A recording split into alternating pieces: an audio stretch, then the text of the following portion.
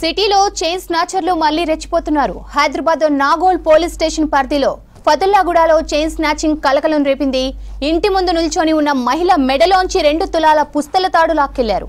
బాధితురాలు పోలీస్ స్టేషన్లో ఫిర్యాదు చేయడంతో కేసు నమోదు చేసుకుని దర్యాప్తు చేస్తున్నారు పోలీసులు. 2 వ్యక్తులు బైక్ పై వచ్చి చైన్ లాక్కెళ్లారు. సీసీ ఫుటేజ్ పరిశీలించిన పోలీసులు నిందితుల కోసం గాలిస్తున్నారు. సిటీలో చైన్ స్నాచర్లు మళ్లీ రెచ్చిపోతున్నారు. హైదరాబాద్ నాగోల్ పోలీస్ స్టేషన్ పరిధిలో ఫతుల్లాగూడలో చైన్ స్నాచింగ్ కలకలం రేపింది. ఇంటి ముందు నిల్చొని ఉన్న మహిళ మెడలోంచి 2 తులాల పుస్తల తాడు లాక్కెళ్లారు బాధితురాలు. అయితే బాధితురాలు ఇచ్చిన పోలీస్ స్టేషన్లో ఫిర్యాదు ఆధారంగా కేసు నమోదు చేసుకుని దర్యాప్తు చేస్తున్నారు పోలీసులు. 2 వ్యక్తులు బైక్ పై వచ్చి చైన్ లాక్కెళ్లారు. సీసీ ఫుటేజ్ పరిశీలించిన పోలీసులు నిందితుల కోసం గాలిస్తున్నారు. బతకటానికి వచ్చినాం సారు. 3 సంవత్సరాలు అయింది. వాకిలు ఉడుచుకొని, అంట్లు బాసనలు రుద్దుకొని, ఇడిచిన బట్టలు ఉతుక్కొని మేము ఈ గుడిచె కాడ జీవిస్తున్నాం సారు.